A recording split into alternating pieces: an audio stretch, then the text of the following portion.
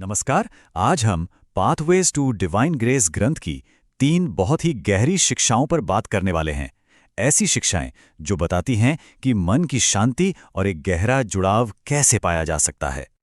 तो सवाल यही उठता है ना, कि मन की शांति और वो अंदरूनी जुड़ाव आखिर कैसे मिले। ये एक ऐसा सवाल है जो शायद हम सब ने कभी ना कभी खुद से जरूर पूछा होगा। तो चलिए आज इन्हीं शिक्षाओं में इसका जवाब खोजने की कोशिश करते हैं। तो देखिए, इस सवाल का जवाब ना 3 रास्तों में छिपा हुआ है। और जो पहला रास्ता है वो हमें ले जाता है एक गहरी भक्ति की तरफ। इसे कहा गया है प्रेम में पूरी तरह डूब जाना। पहला और सबसे मूल उपदेश कहता है, जब तुम हरिनाम के प्रेम में डूब जाओगे तब प्रभु तुम्हारे समीप आ जाएंगे। कितनी खूबसूरत बात है ये, है ना? इसमें एक अलग ही गहराई है। अब सवाल उठता है कि ये हरि नाम आखिर है क्या। देखिए, इसका बहुत ही सीधा सा मतलब है भगवान के नाम को लगातार याद करना, उसका जाप करना। ये एक ऐसी प्रैक्टिस है जो मन को भटकने से रोककर एक जगह पर टिका देती है। तो मतलब सार यही है कि प्यार और भक्ति में जब कोई पूरी तरह से खो जाता है तो वही सबसे सीधा रास्ता है ईश्वर के करीब महसूस करने का। ये कोई बाहर की चीज नहीं है, ये तो एक बहुत गहरी अंदर की फीलिंग है। अच्छा, तो अब आगे बढ़ते हैं दूसरे रास्ते की तरफ।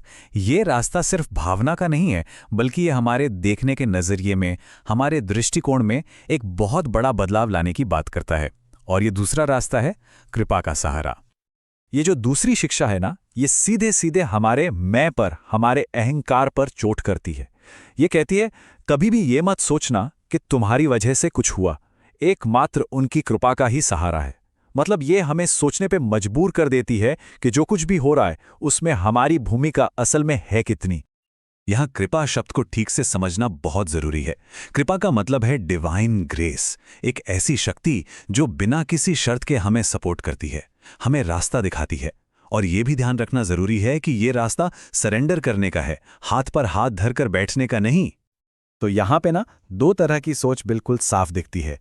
एक तरफ है मैं वाली सोच जो कहती है ये सब मेरी मेहनत से हुआ है, और दूसरी तरफ है कृपा वाली सोच जिसका मानना है कि ये सब मेरे जरिए हो रहा है। सोच का ये फर्क छोटा नहीं, बहुत बड़ा और गहरा है। और अब आते हैं तीसरे और आखिरी रास्ते पर। यह रास्ता इस सफर को हमारे अंदर से निकालकर बाहर की दुनिया से जोड़ता है, एक ठोस एक्शन से जोड़ता है, और वो है अच्छे लोगों का साथ, यानी गुणीजनों की संगति। तीसरी शिक्षा बहुत ही सीधी और प्रैक्टिकल सलाह है। सत्पुरुषों के संग रहो, बुरे लोगों का साथ छोड़ दो।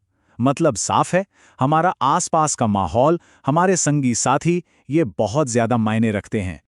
तो ये सत्पुरुष होते कौन हैं? सत्पुरुष मतलब कोई भी ऐसा इंसान जो गुणी हो, समझदार हो, या जो सच की तलाश में हो। सलाह ये है कि हमें ऐसे लोगों के साथ रहना चाहिए जो हमें बेहतर बनने में मदद करें, हमें ऊपर उठाएं।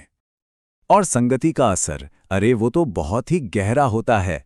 एक तरफ देखिए, अच्छे लोगों का साथ हमें ज्ञान और तरक्की की तरफ ले जाता है, और दूसरी तरफ गलत संगत हमें भटका सकती है और स्पिरिचुअली नीचे गिरा सकती है।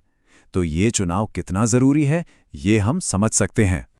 तो अब तक हमने ये 3 अलग अलग रास्ते देखे, लेकिन असल में ना ये अलग हैं ही नहीं। ये तीनों एक दूसरे से पूरी तरह से जुड़े हुए हैं। तो चलिए अब देखते हैं कि इन तीनों का संगम होता कैसे है। इसे ऐसे समझ सकते हैं कि ये अंदरूनी जुड़ाव का एक 3 स्टेप पाथ है। पहला स्टेप है प्रेम, जो हमारे अंदर की बात है। दूसरा स्टेप है समर्पण, जो हमारी सोच में बदलाव है। और तीसरा स्टेप है संगति, जो हमारे बाहर के एक्शन से जुड़ा है। तो आखिर में हम कह सकते हैं कि भक्ति, विनम्रता और सही लोगों का साथ, ये सिर्फ अलग अलग आइडियाज नहीं है, ये सब मिलकर आध्यात्मिक जुड़ाव के लिए एक पूरा फ्रेमवर्क, एक पूरा ढांचा तैयार करते हैं।